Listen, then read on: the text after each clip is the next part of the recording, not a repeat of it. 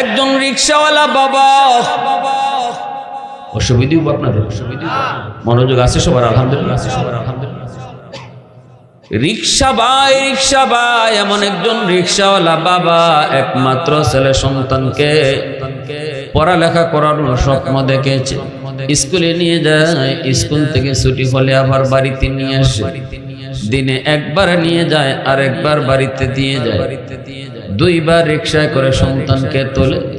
এইভাবে বাবার মনে কত স্বপ্ন, মার মনে কত স্বপ্ন, আমার সন্তান একদিন ভালো করে লেখাপড়া করবে, ভালো একটা চাকরি নেবে, মার অভাব দূর হবে, বাবার অভাব দূর হবে, বাবার হয়তো আর রিকশা পাওয়া লাগবে না। কিন্তু এই ছেলে হাই স্কুল কলেজ পাশ কইরা যখন ঢাকা ইউনিভার্সিটিতে গেল, সেখানে যাওয়ার পর সে কিন্তু বড় লোকদের সাথে মিশে গেল। বড় লোকের একটা মেয়ের সাথে সে ভালোবাসায় পড়ে গেল, সম্পর্কে জড়িয়ে গেল। এই মেয়েটাকে বিয়ে করার পর ওই মেয়ের বাবা তারে গুলশানে বাসা দিল। গুলশানে বাসা নিয়ে সে থাকে। এইদিকে গরিব মা গরিব বাবার কথা একদম ভুলে গেল রে যুবু।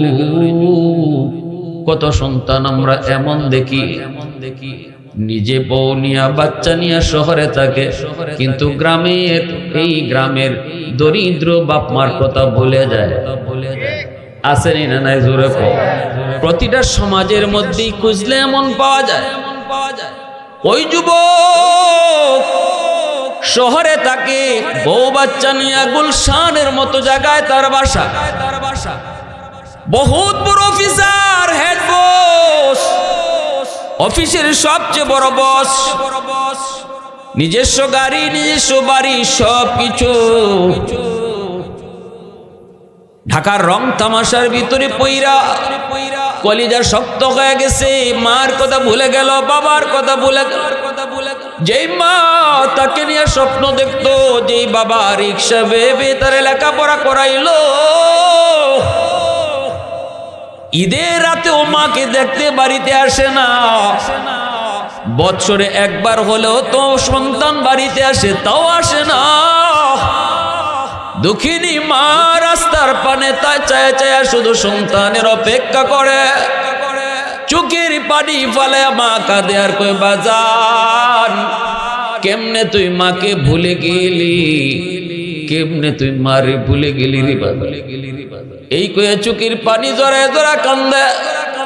একদিন স্বামীরে আদর কইরা বলতেছে, স্বামী গো একটু যাও না, মানুষের মুখ থেকে শুধু শুনেছি আমার সন্তান এখন মস্ত বড় অফিসার, নিজের বাড়ি নিজের গাড়ি। আমি তো 10 মাস 10 দিন পেটে নিয়েছি। সন্তান মা বলতে পারে, কিন্তু মা সন্তান বলতে পারে না। ওগো স্বামী একটু যাও, একটু নিজে যায় তুমি চেহারাটা দেখে আসো। কারণ মা সর্বদা সন্তানের চেহারার দিকে তাকায়। সবাই যদিও হাতের দিকে তাকায়, মা দুঃখিনী সন্তানের চেহারার দিকে তাকায়। ঐতিহ্যবাহী মরহুম মোহাম্মদ মনিরুদ্দিন মাস্টার ঈদগাহের উন্নয়ন কল্পে আজকের ওয়াজ মাহফিলের সম্মানিত সদরি ইজলাস সভাপতি সাহেব ব্রিগেডিয়ার জেনারেল মোহাম্মদ নজরুল ইসলাম সাহেব,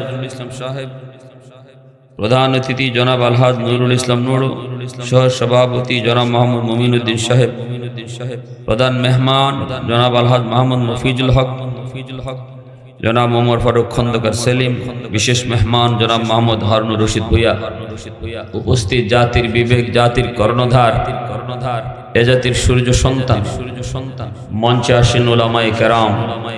বিশেষ করে আমার আগে বয়ান পেশ করেছেন নন্দিত মুফাসসিরে কোরআন হযরত মাওলানা মুফতি ওলিউল্লাহ খান সিদ্দিকী, হাফেজ মাওলানা জাহাঙ্গীর আলম জিহাদি।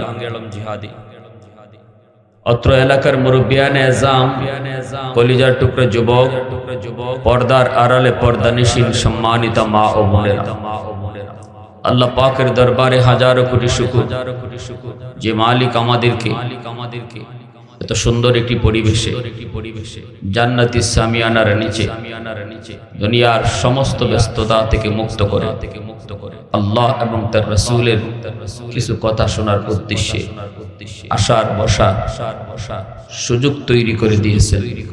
এজন্য সবাই শুকরিয়া তান আওয়াজ করে কালিমাতু শুকুর বলি আলহামদুলিল্লাহ। মুআজ্জাজ হাজিরিন, আমরা একদিন দুনিয়ায় ছিলাম না,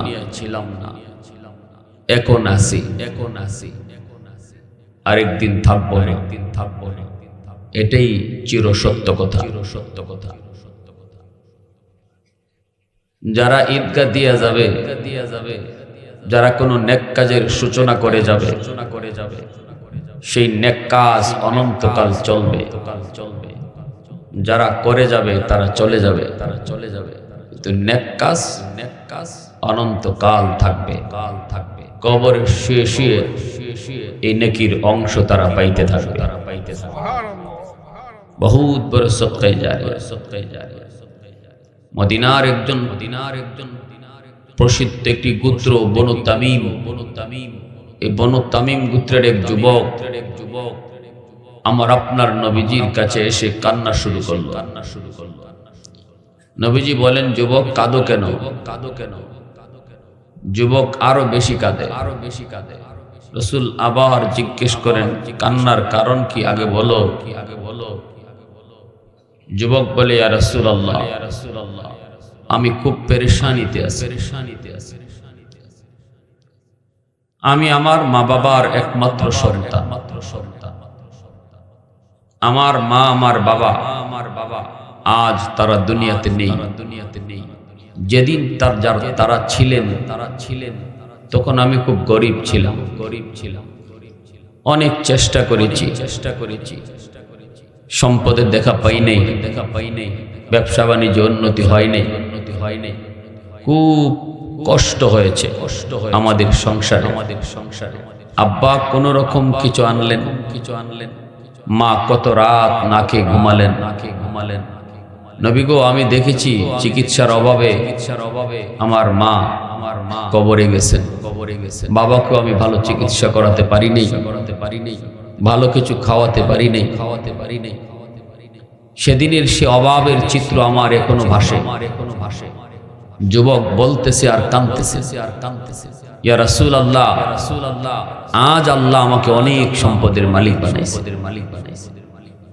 আজ আমার টাকা পয়সার কোনো অভাব নেই, কিন্তু এখন আমি টাকা দিয়া কার খেদমত করব?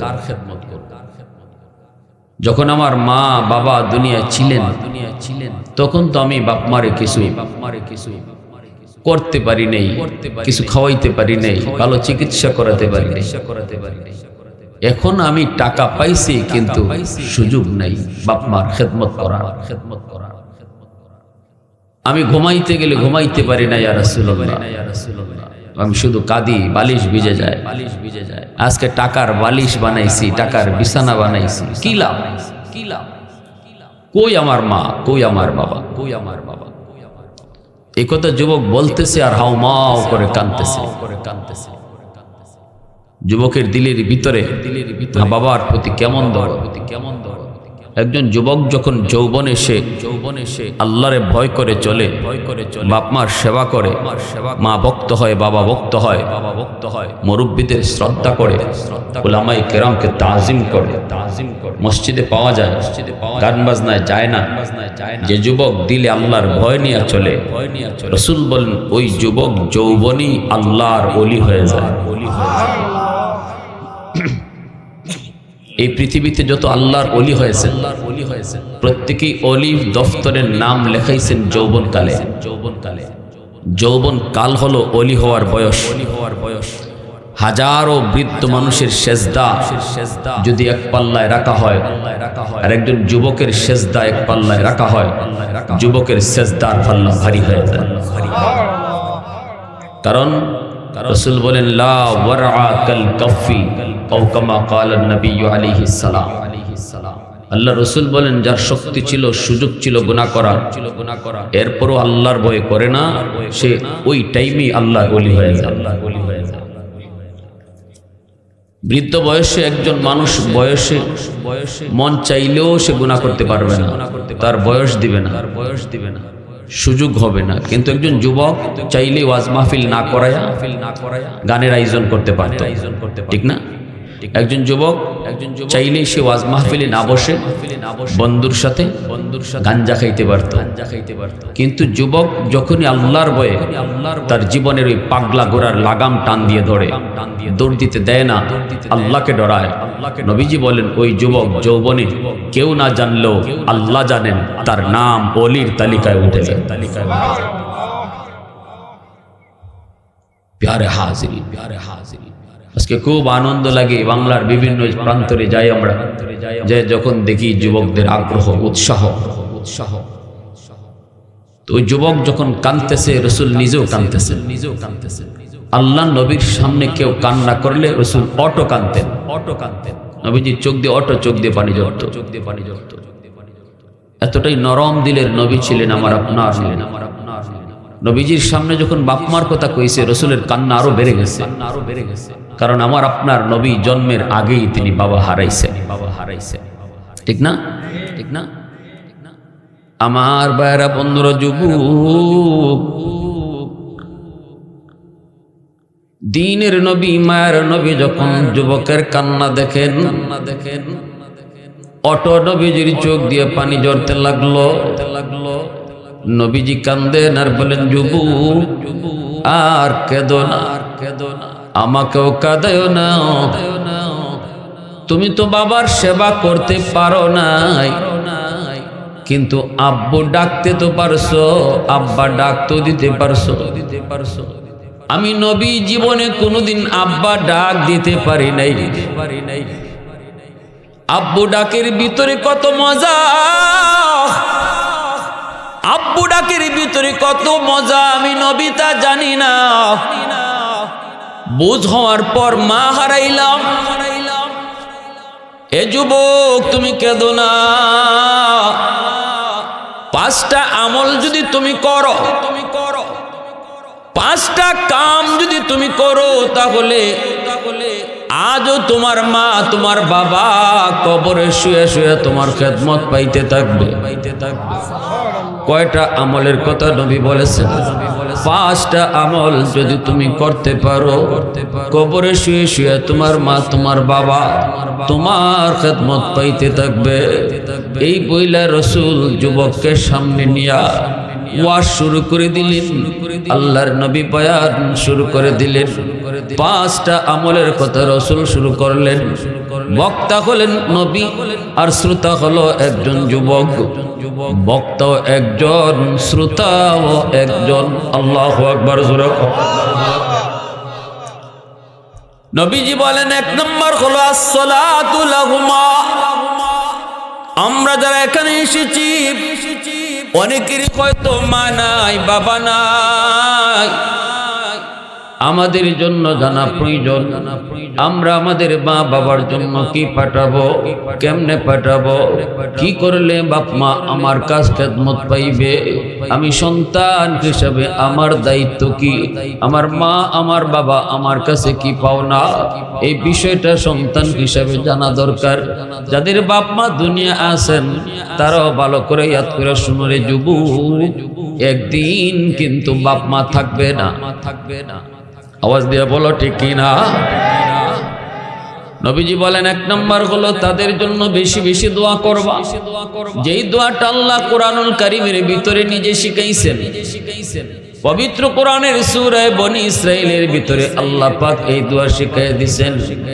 আল্লাহ পাক বলেন, বন্ধু বলে দাও উম্মতকে তুমি জানায় দাও, যখনই কোনো সন্তান মার জন্য বাবার জন্য দোয়া করবে, নিজে নিজে নিজের চিন্তায় দোয়া করবে না, নিজের ভাষায় দোয়া করবে না। কেমনে দোয়া করবে? আমি আল্লাহর কাছেই তো দোয়া করবে। আমি তোমাদেরকে দোয়া শিখাই দিতেছি। বাপ মার জন্য দোয়া আমি আল্লাহ তোমাকে শিখাই দিতেছি। সুবহানাল্লাহ। দোয়া কবুল করবেন কে? ইনি যদি দোয়া শিখায় দেন তাহলে বোঝা গেল এইভাবে দোয়া করলে 100% কবুল। ফ্যাক্টরির মালিক চাকরির বিজ্ঞপ্তি দেওয়ার পর অসংখ্য অগণিত প্রার্থী এসেছে চাকরির জন্য। মালিক যদি একজনকে ডাক দিয়া কয়, তোমাকে আমার বড় পছন্দ হয়েছে, তোমাকে আমি চাকরিতে নিব, বাকি দরখাস্ত আমার কাছে কেমনে লিখতে হয় আমি তোমারে শিখিয়ে দেই।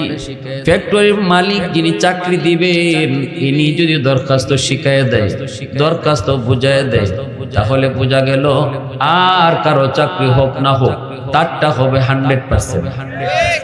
ঠিক না? দোয়া কবুল করবেন কে? সেই মালিক নিজেই যদি দোয়া শিখিয়ে দেন তাহলে দোয়া এইভাবে করলে 100% কবুল। আল্লাহ পাক বলতেছেন, বন্ধু তুমি বলো, ওয়াকুর রাব্বির হামহুমা কামা রাব্বায়ানি সগীরা। আল্লাহ পাক বলেন, বলো উম্মতকে জানাও তারা যেন এইভাবে দোয়া করে, আল্লাহ আমার আম্মা আব্বার উপরে তুমি রহম করো, আমার আব্বা আম্মার উপরে তুমি রহম করো, যেইভাবে আমার মা আমার বাবা শিশুকালে আমার মায়া করছে। সুবহানাল্লাহ জোরে বলেন। আল্লাহ কি সুন্দর দোয়াটা শিখাইছে, বেশি লম্বা না, শুধু আল্লাহ এতটুকু কইছে, বান্দা তোর আম্মা আব্বার জন্য যখন আমার কাছে দোয়া করবি তখন কইবে, আল্লাহ শিশুকালে আমার মা আমার বাবা আমারে যেমন আদর করছে তুমি এরকম আদর করো। সুবহানাল্লাহি ওয়া বিহামদিহি সুবহানাল্লাহি।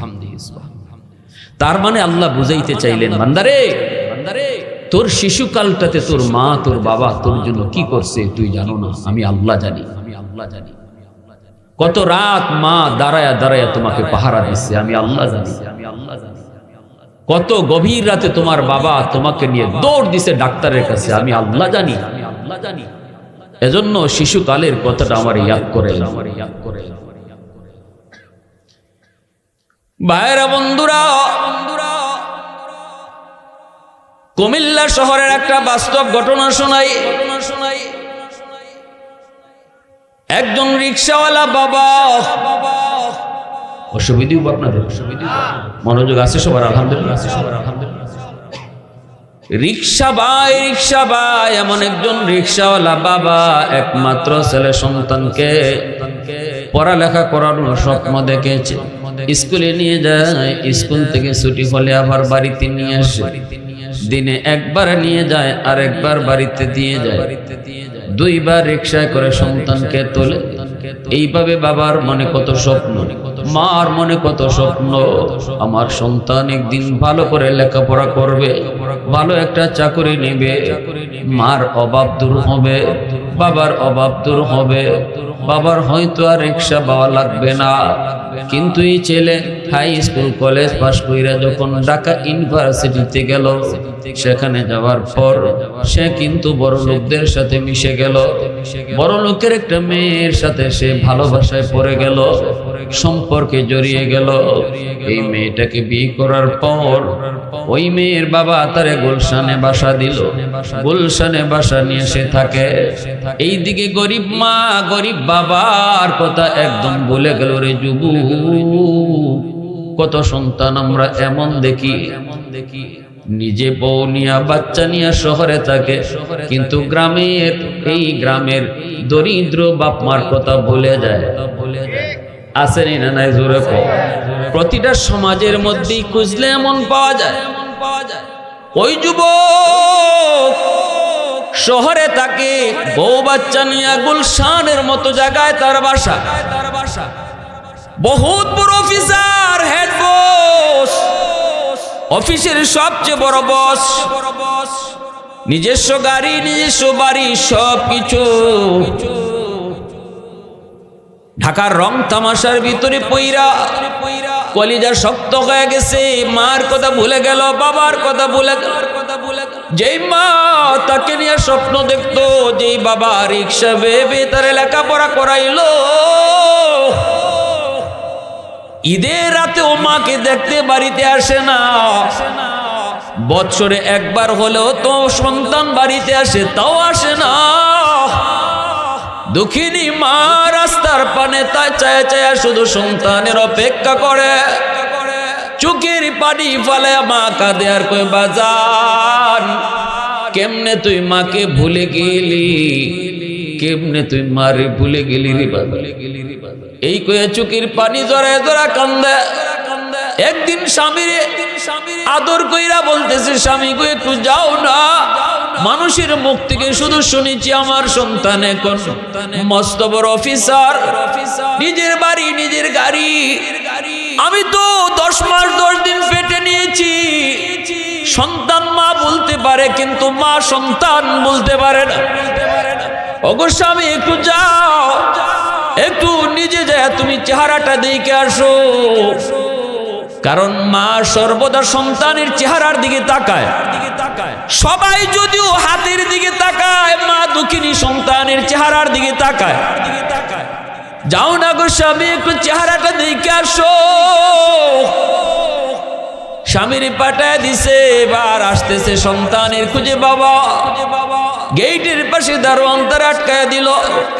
দারোয়ানে কই, চাচা এখানে দাঁড়ান, আমার বস, হেড বস পারমিশন নিয়ে দেখা করতে হয়, আপনি এখানে একটু দাঁড়ান, আগে আমি স্যারকে যাই জিজ্ঞেস করি। দৌড়ায় গেল স্যারের কাছে। দারোয়ান চেনে নাই মুরব্বী মানুষকে। দারোয়ান যা বলতেছে, স্যার একজন গরিব মানুষ, অসহায় মানুষ, গ্রাম থেকে মনে হয়ে এসেছে, আপনার সাথে দেখা করতে চায়, পারমিশন দিমু কিনা? ছেলে কয় একটু রাখ, আমি সিসি ক্যামেরায় দেখি। সিসি ক্যামেরাটা অন করে চিনে ফেলেছে। গেটের পাশে দাঁড়ানো মানুষটা তার রিক্সাওয়ালা বাবা, কিন্তু ছেলের দিল নরম হলো না। কারণ গুনাহ করে করে যেই মানুষটার দিল শক্ত হয়ে যায়, তার দিল সহজে নরম হয় না।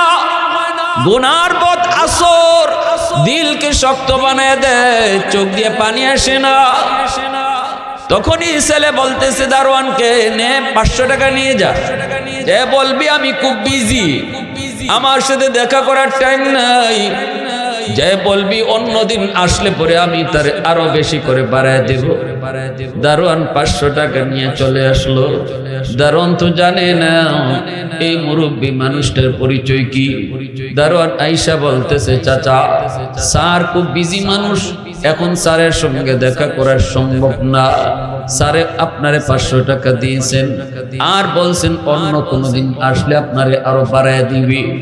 এই কথা বলতেই বাবা বলতেছে, বাজান রে আমি ভিক্ষুক না রে বাজান, আমি ভিক্ষা নিতে আসি নাই, সওয়াল করতে আসি নাই, আমি এসেছি এক নজর আমার সন্তানের চেহারাটা দেখার জন্য। দারোয়ান কয়, চাচা কোন কি, তাহলে আপনি আমার বসের বাবা? কহ আমি তোমার বসের বাবা। মনে হয় আমার সন্তান আমার পরিচয় জানে না, একটু যা আমি তার বাবা এসেছি শুধু এক নজর দেখবো, কোনো ভিক্ষা নেওয়ার জন্য না, সাহায্য নেওয়ার জন্য না। দারোয়ান আল্লাহ কয়ে চিৎকার দিয়া মাটিতে বসে গেল। দারোয়ানে কয়, চাচা লাভ নাই, লাভ নাই, স্যারের কাছে আপনার পরিচয় দিয়েও কোনো লাভ নাই। স্যার আপনাকে সিসি ক্যামেরার মাধ্যমে দেখছে, সিসি ক্যামেরায় দেখছে, স্যারে আপনারে চিনছে, এরপরও 500 টাকা দিয়ে দিছে। ওগো চাচা, সন্তান আর আপনার নাই, কষ্ট নিয়েন না, আমি একদম দারোয়ান মানুষ, 20,000 টাকা বেতন পাই, 5,000 টাকা দিয়ে শহরে থাকি, 15,000 টাকা বাপ মার জন্য পাঠায় দেই, আর আমার স্যারে 2 লক্ষ টাকা বেতন পায়। আপনি বাবারে 500 টাকা দিয়ে বিদায় করতে চায়। চাচা গো, আল্লাহর কাছে চাওয়া ছাড়া আপনার কোনো উপায় নেই। এই কথা বলতেই বাবা মাথায় হাত দিয়ে জমিনে বসে পড়লো। ডাক দিয়া কয়, আসমানের মালিক, ও মালিক, আমি বদদুয়া দিই না, কারণ উলামায়ে কেরামের জবানে শুনেছি বাপ মা যদি বদদুয়া দেয় এই বদদুয়া সরাসরি কবুল হয়ে যায়।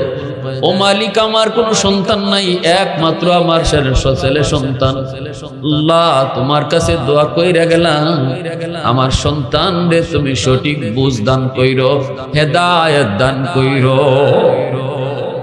প্রশংসা করব কার, একটু জোরে বলেন কার, আর একটু জোরে কও না কার, আরো জোরে কও না কার। वहदत की हिफाजत नहीं बेक़ुव्वत बाजू, वहदत की हिफाजत नहीं बेक़ुव्वत बाजू, आती नहीं कुछ काम हक़ल खुदा दाद, आती नहीं कुछ काम हक़ल खुदा दाद। ऐ मर्द खुदा तुझको क़ुव्वत नहीं हासिल, जा बैठ किसी गार में अल्लाह को करिया, जा बैठ किसी गार में अल्लाह को करिया। ये सच है कि बातिल की तरफ दार नहीं गम, गद्दार न समझो गम गद्दार नहीं। हा मुसलमाনের आवाज़े को अल्लाहु আকবার। এইদিকে মা অপেক্ষা, স্বামীকে দেখা মাত্রই দৌড়ে যায় ধরল, স্বামী গো একটু কও না চেহারাটা কেমন। কিন্তু স্বামী কি কইরা তার স্ত্রীরে বুঝতে, চোখ দিয়া পানি পড়ে, টক টক করে পানি পড়ে। বারবার যখন বিবি তারে জিজ্ঞেস করতেছে, বলো না একটু চেহারাটা কেমন দেখে এসেছো, কেমন করে বলবে। এক পর্যায়ে চোখের পানি মুইছে বলতেছে, বিবি গো তোমার সন্তান এখন মস্ত বড় অফিসার, গরিব বাবার সাথে দেখা করার টাইম নাই, সে বড় বিজি। এই ঘটনা ঘটছে, সাথে সাথে মা দুঃখিনী আল্লাহ কইয়া চিৎকার দিয়া মাটিতে বসে পড়ল। মাও তারে বদুয়া দেয় নাই, মাও কইছে আল্লাহ আমার সন্তান বুঝে না, আমার সন্তান এমন হওয়ার কথা না, আল্লাহ আমার সন্তান বুঝে না, তুমি তারে বুঝ দিও, হেদায়েত দান কইরো। এই যে মা এবং বাবা দুজনে বদদুয়া না দিয়ে দোয়া করছে, এই দোয়াটা কিন্তু আল্লাহর দরবারে কবুল হয়ে গেছে। একটু আওয়াজে কও না সুবহানাল্লাহ, আর একটু জোরে কও না সুবহানাল্লাহ। কারণ নবীজি বলেছেন সালাসাতুন দাওয়াতুম মুস্তাজাবাতুন লা শাক্কা ফিহ, দাওয়াতুল মাজলুম ওয়া দাওয়াতুল মুসাফির ওয়া দাওয়াতুল ওয়ালিদ আলা ওয়ালাদিহি। তিন ব্যক্তির দোয়া বদদুয়া সরাসরি কবুল হয়। এক ব্যক্তি হলো মাজলুম, সমাজের ভিতরে যেই মানুষটা বড় দুর্বল, এই মানুষটার উপরে কখনো কেউ জুলুম করবা না। আমার গায়ে শক্তি আছে, আমার টাকা আছে, আমার পাওয়ার আছে, এই কারণে সমাজের যেই দুর্বল মানুষটার উপরে তুমি জুলুম করে চলে গোলাম, ওই দুর্বল মানুষটা যখন দুনিয়ার কোনো আদালতে বিচার না দিয়া আল্লাহর আদালতে বিচার বসায় দেয়, রাসূল কয় বিচার বসাইতে দেরি, আল্লাহর আদালতে গ্রান্টেড হতে দেরি হয় না। দুই নম্বর হলো মুসাফিরের দোয়া বদদুয়া। তিন নম্বর হলো রাসূল বলেন মা বাবার দোয়া বদদুয়া। বাপ মায়ের দোয়া করলো দোয়া কবুল, বাপ মায়ের বদদুয়া দিল বদদুয়া কবুল। হাজারো আব্দুল কাদের জিলানী তোমার আমার জন্য যদি দোয়া করে, এই দোয়া কবুলের কোনো গ্যারান্টি রাসূল দেন নাই। কিন্তু ভাঙ্গা করে মা যদি হাত উঠায়, ভাঙ্গা করে বাবা যদি হাত উঠায়, রাসূল বলেন এই দোয়া কবুলের গ্যারান্টি আছে। মঈনুদ্দিন চিশতি দোয়া করবে, কবুল হবে কি হবে না গ্যারান্টি নাই, কিন্তু বাপ মার দোয়া কবুল হবে গ্যারান্টি দিয়েছেন আল্লাহর নবী। এজন্যই তো মূসা কালিমুল্লাহ কয় মালিক জানতে মন চায় জান্নাতে আমার বন্ধু কে হবে। আল্লাহ বলতেছেন বাজারের কসাই। মূসা নবী কয় মালিক আমি এত বড় পয়গম্বর, জান্নাতে বন্ধু হবে কসাই, কি তার আমল জানতে মন চায়। আল্লাহ বলেন নিজে যায় দেখো কোন আমলের কারণে সে জান্নাতে তোমার বন্ধু হবে। মূসা নবী ছদ্মবেশে তার সামনে যায় হাজির, ভাই আমি আপনার বাড়িতে মেহমান হতে চাই। লোকটাই কই ঠিক আছে আমি তো মেহমানের পাগল, কারণ মেহমান কখনো আইসা কমায় না, মেহমান আসলেই বাড়ায় দিয়া যায়। রাসূল বলেছেন মান আরাদা আইয়াবতুতার রিজকা ফালইউকরিম দাইফা। রাসূল বলেন যদি তুমি তোমার রিজিকের ভিতরে বরকত বেশি চাও, বেশি বেশি করে তুমি মেহমানদারি করো। আমি আপনি দেখি মেহমান আইসা আমারে কমায় দিয়া যায়, কিন্তু রাসূল কয় মেহমান আইসা বাড়ায় দিয়া যায়। আমারটা ঠিক না নবীরটা ঠিক? আওয়াজ দেয়া বলে আমারটা ঠিক না নবীরটা ঠিক? আমি দেখি আমার ফ্রিজের মাংস কমায় যায়, কিন্তু আমার রাসূল কয় তোমারে বাড়ায় দিয়া যায়।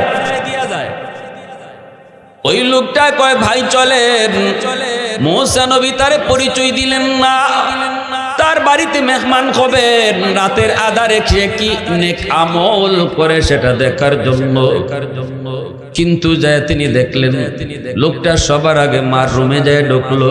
মা বিছানার মধ্যে পড়ে রয়েছে, বৃদ্ধা মা, কবুতরের বাচ্চার মতো হয়ে গেছে মা। এজন্য আল্লাহ কয় ইম্মা ইয়াবলুগান্না ইনদাকাল কিবারা আহাদুহুমা আও কিলাহুমা ফালা তাকুল লাহুমা উফ ওয়ালা তানহারহুমা ওয়াকুল লাহুমা কাওলান কারীমা। আল্লাহ বলতেছে ও দুনিয়ার সন্তানের দল, বৃদ্ধ বয়সে বাপ মার দিকে আলাদা নজর রাখো, মায়ার নজর রাখো। শিশুকালে তোমার মা তোমার বাবা তোমার দিকে যেমন মায়ার নজর রাখছিল, বৃদ্ধ বয়সে তুমিও তোমার বাপ মার দিকে মায়ার নজর রাখো। শিশুকালে তোমার যত আবদার ছিল বাপ মা সেটা পূরণ করেছে। আজকে মা বাবাও তোমার শিশুকালের মতো, বাবার পকেটেও টাকা নাই, ঔষধের প্রয়োজন হলে তুমি সন্তানের কাছে চাই, শীতের কাপড়ের প্রয়োজন হলে তুমি সন্তানের কাছেই মায় আবদার করে। এক সময় তুমিও শিশুকালে নিজেরটা নিজে কিনতে পারো নাই, বাবার কাছেই তুমি চাই আনছো। ওই দিন কিন্তু বাবা নিজেরটা আগে কিনে নাই, তোমারটা আগে কিনছে। আওয়াজ আসতে কেন মেয়ে জোরে বলেন, হুহা করলে একটু ভালো লাগবো। শিশুকালে বাবা নিজেরটা আগে কিনে নাই, তোমারটা আগে কিনছে। শীতের কাপড় বাবা নিজেরটা আগে কিনে নাই, তুমি সন্তানেরটা আগে কিনছে। আসতেছে সামনে শীতের মৌসুম, আজ বৃদ্ধ বয়সে বাবার কাপড়টাও তুমি আগে কিনবা, মার শীতের কাপড়টাও তুমি আগে কিনবা। এই কথাটা আল্লাহ পবিত্র কোরআনের সূরা বাকারাতে বলেছেন, ওয়ায়াসআলুনাকা মাযা ইউনফিকুন কুল মা আনফাকতুম মিন খায়র ফালিল ওয়ালিদাইনি ওয়াল আকরাবিন। আল্লাহ বলেন বন্ধু, ও আমার বন্ধু, ও আমার পয়গম্বর, তোমার কাছে মানুষ জানতে চায় সম্পদ কোন জায়গায় ব্যয় করবে, সম্পদ কোন কোন জায়গায় খরচ করবে। আল্লাহ বলেন বন্ধু জবাব তুমি দিও না, জবাব আমি আল্লাহ দিতেছি। আল্লাহ বলেন বন্ধু জবাব তুমি দিও না, জবাব আমি আল্লাহ দিতেছি। উম্মতকে জানায় দাও তাদের টাকা পয়সা সবার আগে মার জন্য বাবার জন্য যেন খরচ করে। সিদ্ধান্ত দিলেন কে? একটু জোরে মালিকের নাম কে? এ যুবক আওয়াজ দিয়া বলো কে? সবার আগে নিজের টাকা, নিজের পয়সা, নিজের রোজগারের টাকা, নিজের বেতনের টাকা, নিজের ব্যবসার লাভের টাকা সবার আগে নিজের জন্য খরচ করব, বউ বাচ্চার জন্য খরচ করব, নাকি বাপ মার জন্য? তো আওয়াজ দেয়া বলো কার জন্য? তাহলে সামনে শীত, শীতের কাপড় নিজের বাচ্চার জন্য আগে নয়, বউর জন্য আগে নয়, নিজের জন্য আগে নয়, বাপ মার জন্য আগে কিনতে হবে। সিদ্ধান্ত হলো আল্লাহ পাকের, সিদ্ধান্ত হলো আল্লাহ পাকের। মুসা কালিমুল্লাহ দেখতেছেন ওই কসাই লোকটা, যেই লোকটাকে আল্লাহ বলেছেন এই লোকটা মুসা নবীর জান্নাতে বন্ধু হবে, এই লোকের আমল তিনি দেখলেন সবার আগে যে মার রুমে ঢুকলো, মার রুমে ঢুইকা মারে বিছানা থেকে নিজের কুলে উঠাইলো, নিজের কুলে উঠাইয়া মারে তুলায় তুলায় খানা খাওয়াইতেছে। পায়ের কাছে দুইটা বাচ্চা ক্ষুধার যন্ত্রণায় পড়ে গেছে। বাবা সারাদিনই কিছুই খাই নাই, বাবা গো আমাদেরকে খানা দেন।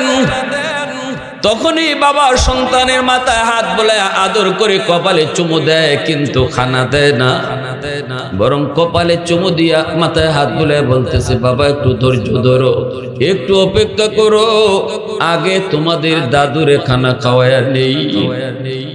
আল্লাহর পয়গম্বর মুসা তিনি দেখতেছেন, আর মুসা নবী ডাক দিয়া বলতেছে বাইরে এইভাবে মারে আগে খাওয়াও, এরপরে নিজেরা খাও। কতদিন যাবত? লোকটা কয় 40 বছর যাবত। আর আসতে কোন সুবহানাল্লাহ।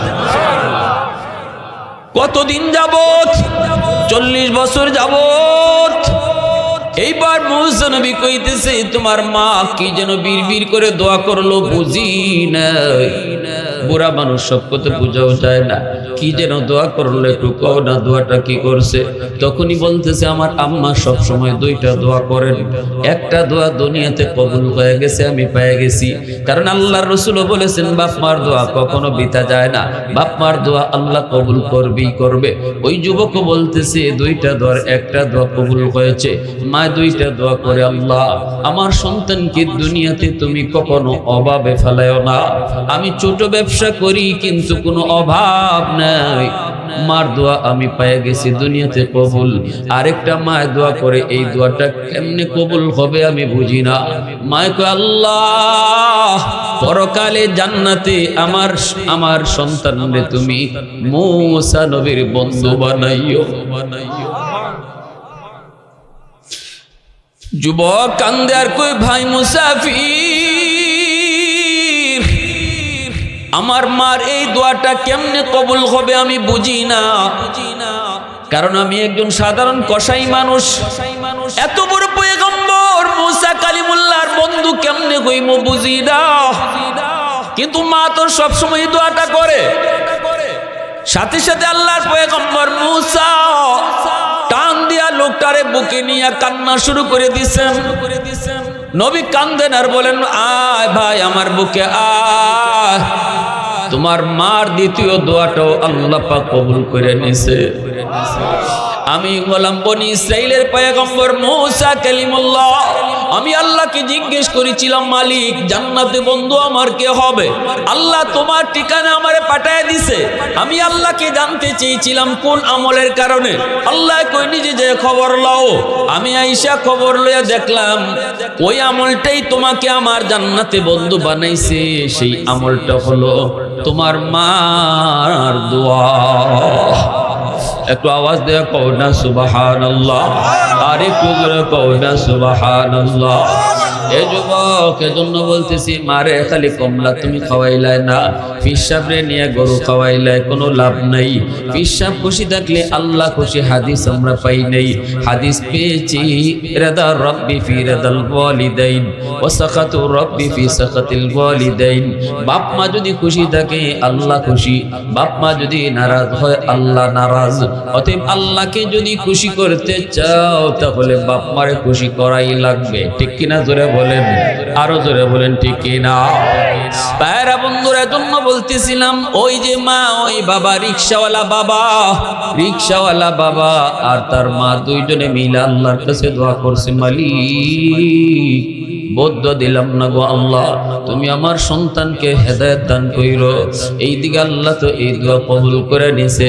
রমজান মাস জুম্মার দিন যুবক গুলশান আজাদ মসজিদে জুম্মার নামাজ পড়তে ঢুকলো।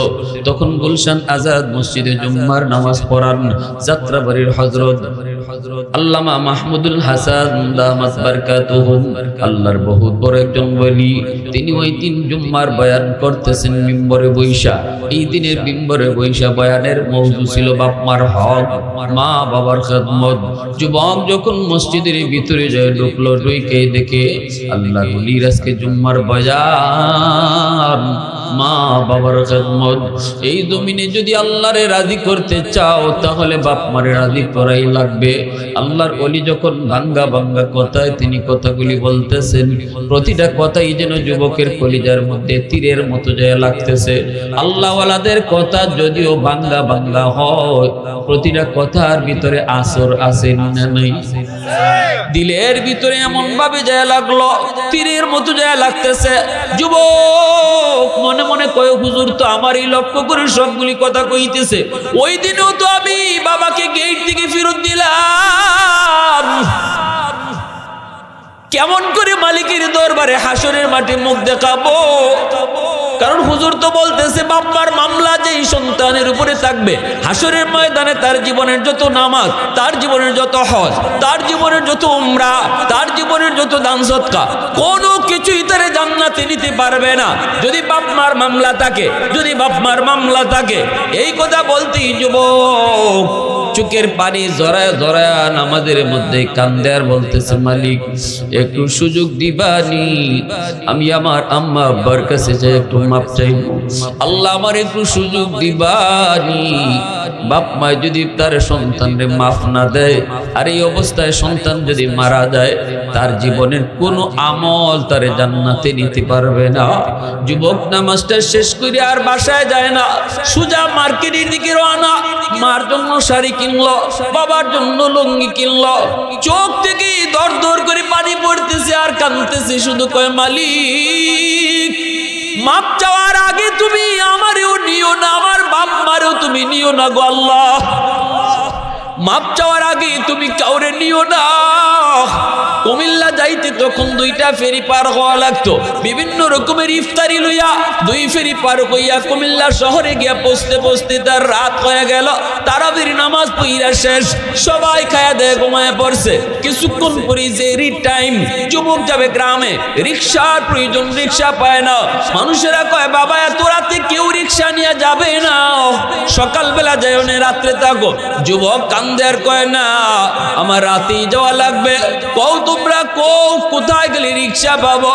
একজন মানুষ কই বাজান, কাউকে তুমি পাইবা না। তবে আমার যদ্দূর মনে পড়ে একজন বুড়া মানুষ সারা জীবন রিক্সা টানতে টানতে বাঁকা হয়ে গেছে। আমি ওই লোকটারে দেখেছি রাতের গভীরেও সে রিক্সা টানে, কারণ গ্রামের বাড়িতে তার বিবি বিছানায় পড়া, প্রতিদিন তার ওষুধ নিয়ে যাইতে হয়। এজন্য লোকটারে কষ্ট করে আমি দেখছি রাতের অন্ধকারেও রিক্সা টানে।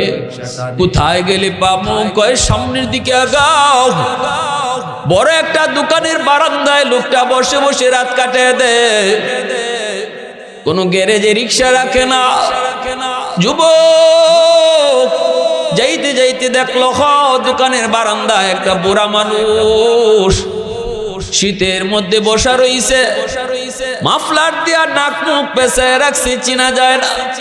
বাতাসের আক্রমণ থেকে যেন বাঁচে, পাশেই রিক্সাটা দাঁড় করানো, প্যাসেঞ্জারের অপেক্ষা করে। যুবক জানে না যেই বুড়া মানুষটা এখানে বইসে বইসে প্যাসেঞ্জার অপেক্ষা করে, এই মানুষটাই তার জন্মদাতা পিতা। এই তার রিক্সাওয়ালা বাবা যার গেট থেকে ফিরায় দিছিল। জয়া চেহারা তো দেখা যায় না, মাফলার দিয়ে পেছানো। জয়া ডাক দিয়া কয় চাচা অমুক গ্রামে যাবেননি। যেই মাত্র বলছে চাচা যাবেননি, সন্তানের কণ্ঠ বাবার সাথে সাথে চিনে ফেলেছে। পৃথিবীতে সন্তানের কণ্ঠ মা বাবা কোনোদিন বলতে পারে না। শিশু বাচ্চা, দুধের বাচ্চার কণ্ঠ মায় কখনো ভুলে না। হাজারো শিশু বাচ্চা যদি এক জায়গায় একই আওয়াজ করে, তবু মা তার সন্তানকে চিনে ফেলে। এই কণ্ঠর সাথে মা রক্তের বন্ধন, সন্তানের কণ্ঠের সাথে বাপ মা রক্তের বন্ধন। এজন্য যেই মাত্র কইছে চাচা অমুক গ্রামে যাবেন নিগো, সাথে সাথে বাবা কণ্ঠ চিনে ফেলেছে।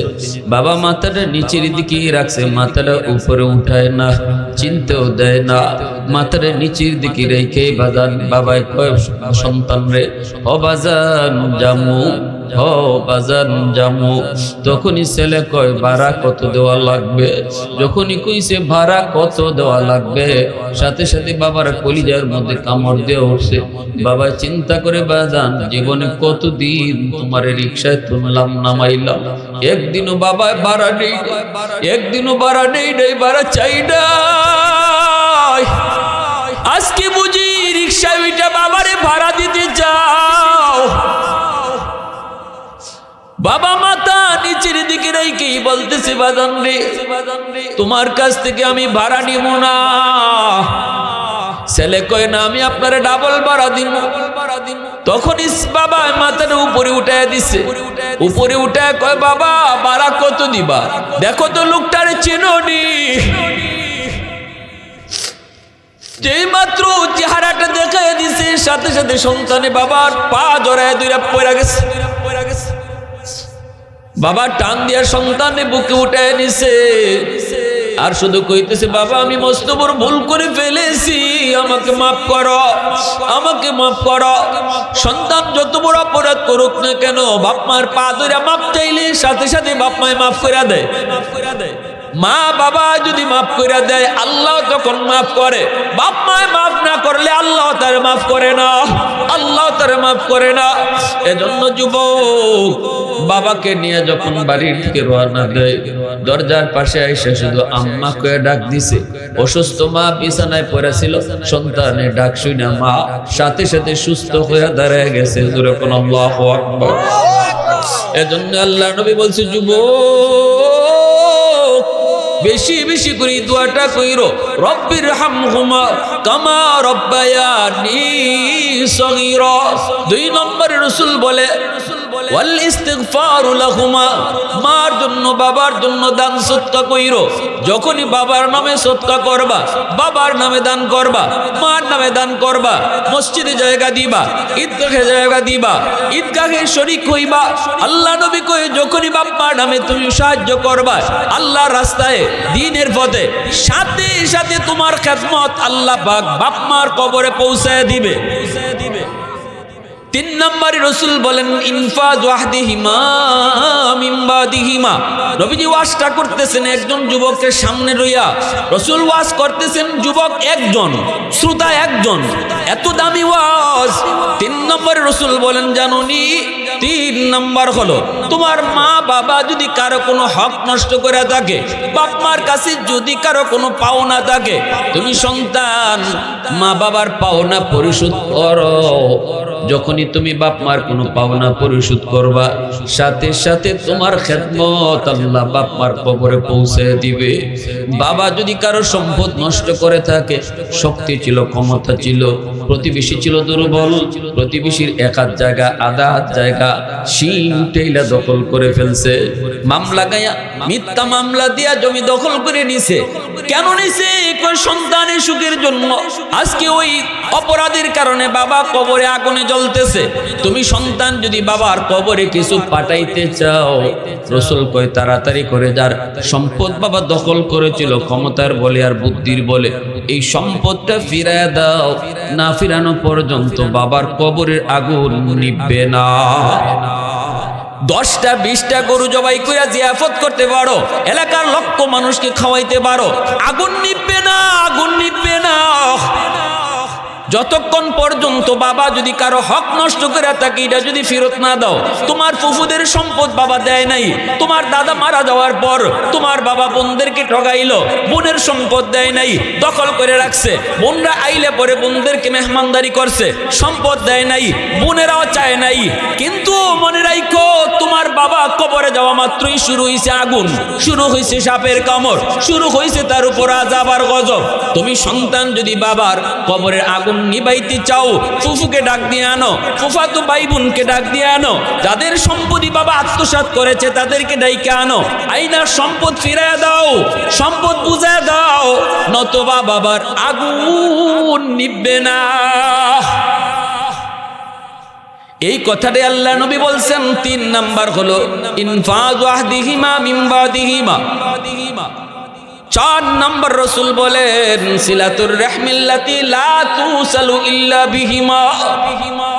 রাসূল বলেন এ যুবক শোনো, তুমি বাবার কবরে খেদমত পৌঁছাইতে চাও, 4 নম্বর ডিউটি হলো তোমার বাবার রক্তের মানুষ কারা কারা দুনিয়া আছে খবর নাও, মা রক্তের মানুষ কারা কারা আছে খবর নাও। বাবার রক্তের মানুষ হলো চাচা, বাবার রক্তের মানুষ হলো ফুফু, চাচা তো ভাই বোন, ফুফা তো ভাই বোন, দাদা দাদি, এরা বাবার রক্তের মানুষ। বাবার রক্তের মানুষ যারা, তাদের খোঁজখবর তুমি নেও, বিপদে পড়লে তুমি সাহায্য করো।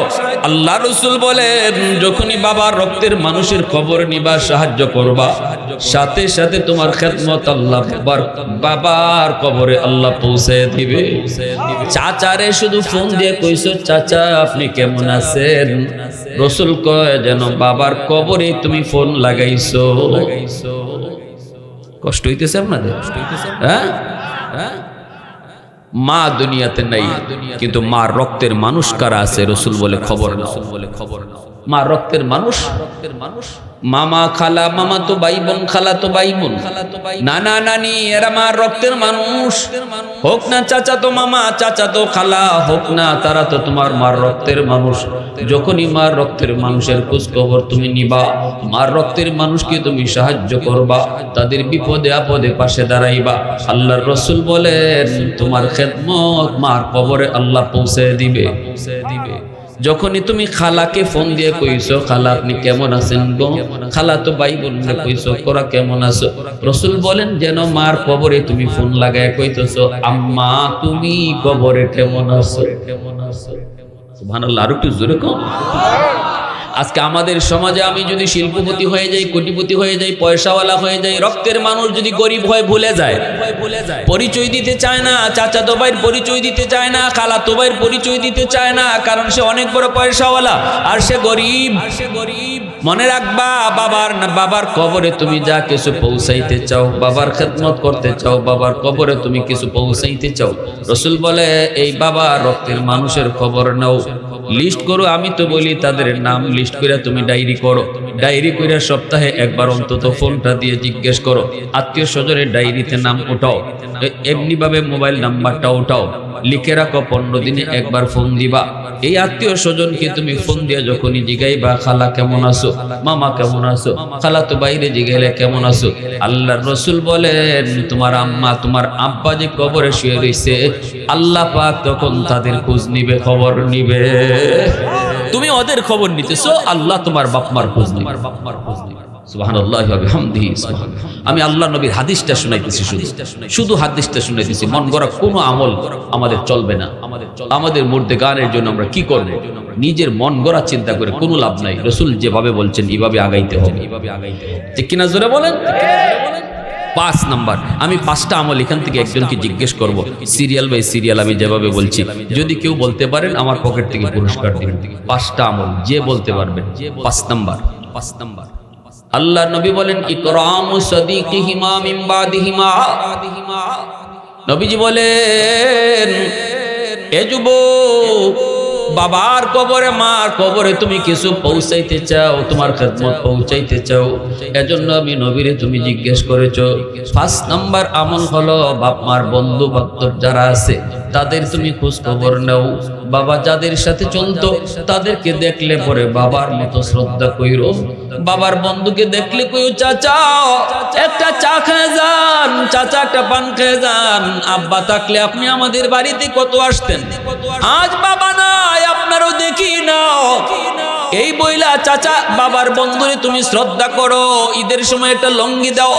আল্লাহ রাসূল বলেন বাবার বন্ধুরে তুমি লঙ্গি দিছো না, যেন কবরে বাবারই লঙ্গি পরাইছো।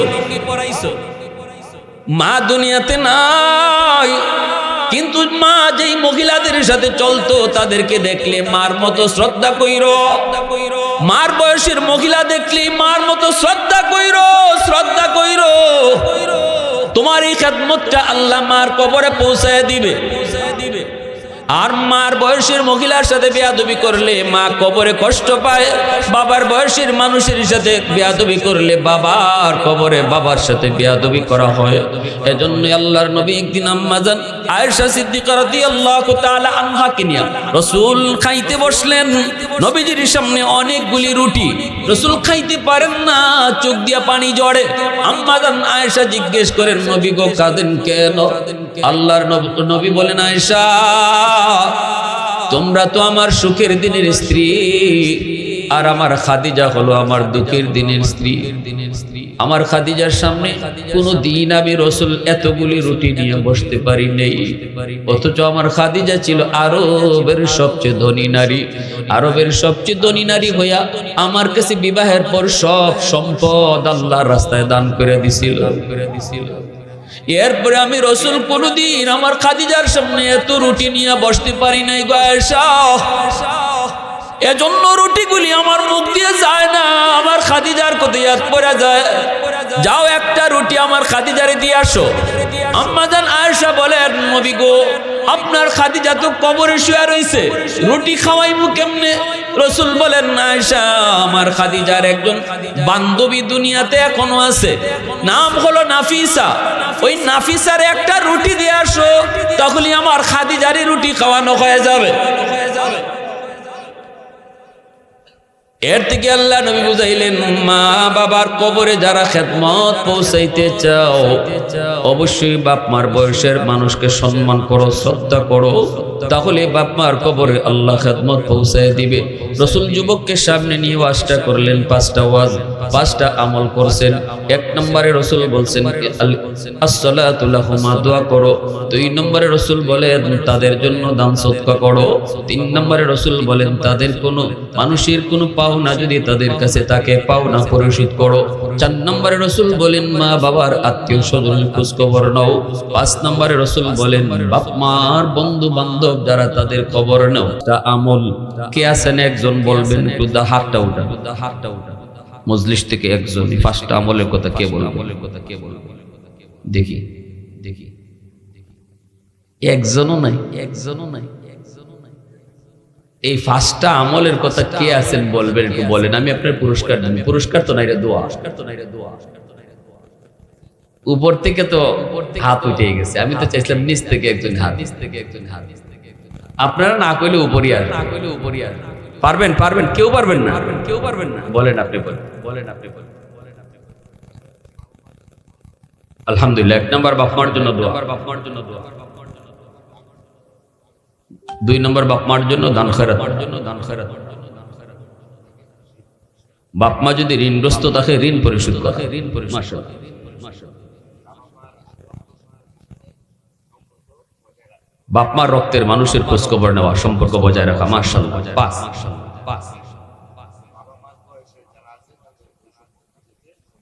মাশাআল্লাহ। বাপ মার বয়সের যারা আছে তাদেরকে বাপ মার মতো শ্রদ্ধা করো। আলহামদুলিল্লাহ জোরে বলেন, জোরে বলেন আলহামদুলিল্লাহ, আরো জোরে বলেন আলহামদুলিল্লাহ। আমি কইছি পুরস্কার দিমু, পুরস্কার দেওয়ার অর্থ হইল দোয়া, কারণ আমার দিল খুশি হয়ে গেছে। এর অর্থ হইল, বোঝা গেল আমরা যা ওয়াজ করি আপনারা খালি শুনেন নাকি কিছু কথা গ্রহণ করেন, এটা বোঝা। আল্লাহ আমার কাছে তো বাংতি মাত্র 50, বাংতি মাত্র 50। আল্লাহ না না, এটা দোয়া, আপনি নিতেই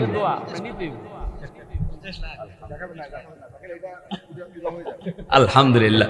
আল্লাহ তুমি কবুল করো, সবাই বলেন আমিন, আরো জোরে বলেন আমিন। তাহলে আমার ভাইরা, বুঝলাম তো আমরা যে আল্লাহ রাসূল সাল্লাল্লাহু আলাইহি ওয়াসাল্লাম কি বলছেন। অতএব আজকে আমাদের আমল মন গড়া হবে না নবীর কথা অনুযায়ী হবে? মন গড়া হবে না নবীর কথা অনুযায়ী হবে? নবীজির কথা অনুযায়ী হবে। সাবধান, মনে রাখেন ভাই, মনে রাখেন, বাবা মারা যাওয়ার পর, মা মারা যাওয়ার পর, বাবা মারা যাওয়ার পরই খাওয়ানোর চিন্তাটা পরে কইরেন। আগে চিন্তা করে দেখেন বাবার কাছে ঋণ টিন আছে কিনা মানুষের, বাবা কারো কোনো সম্পদ বা বাবা কারো কিছু নষ্ট করে গেছি না, কারো হক বাবার দ্বারা নষ্ট হয়েছে কিনা, এটা সবার আগে একবারে পুঙ্খানুপুঙ্খ হিসাব করে দেখেন। বাবা যদি কিছু কইরা থাকে তাহলে এই সন্তানের লোভেই করে গেছে, সন্তানের মায়া করছে না, সন্তানের মায়াই বাবা কোনো অপরাধ করলে করে গেছে। তুমি সন্তান যদি বাবার আদর্শ সন্তান হও, বাবার কবরের আগুন নিভাইতে চাও, তাহলে তাড়াতাড়ি করে বাবা যা কারো হক নষ্ট করে থাকলে এটা দ্রুত ফেরত দাও, নতুবা এর আগে জিয়াফত খাওয়াই এখন লাভ। কথাগুলো কষ্ট পাইছেন আপনারা? কষ্ট পাইছেন আপনারা? জোরে বলেন, কষ্ট পাইছেন? আবার কিছু মানুষ যদি এমন থাকে, হুজুর দিলে তো আপনি জিয়াফত বন্ধ করে, আমরা তো খাইবার অপেক্ষা আসলাম, খাইবার অপেক্ষা আসলাম। মরা বাড়িতে খাইবার লাগে একদল মানুষ রেডি থাকে, মানুষ রেডি থাকে। আর যদি খাওয়ান একটু দেরি হয় আবার বদনামও করে, আবার বদনামও করে। আবার খাওয়াইলেও বদনাম কয়, তেল বেশি হয়েছে, তেল বেশি হয়েছে। ঠিক না নি? জ্বালা সব ভাই, জ্বালা সব ভাই। খাওয়াইলেও জ্বালা, না খাওয়াইলেও জ্বালা। এই জন্য খাওয়ানি চিন্তাটা পরে করেন, আগে দেখেন কোনো হক টক কারো দ্বারা নষ্ট হয়েছে কিনা, বাবার দ্বারা, মার দ্বারা, এগুলো দ্রুত ফেরত দেন। এরপরে আপনি খাওয়াইয়েন এলাকার মানুষ। খাওয়াইতে গিয়ে খালি চেয়ারম্যান আর মেম্বারে খাওয়াইয়েন না, মেম্বারে খাওয়াইয়েন না। মুর্দার বাড়িতে খাওয়াইতে হবে সব গরিব দেখে দেখে, গরিব দেখে দেখে। শরীয়তের মাসালা হলো, মুর্দা বাড়িতে যদি খাইতে হয় কোনো ধনী মানুষ, তাহলে টাকা দিয়ে খাইতে হবে, টাকা দিয়ে খাইতে হবে।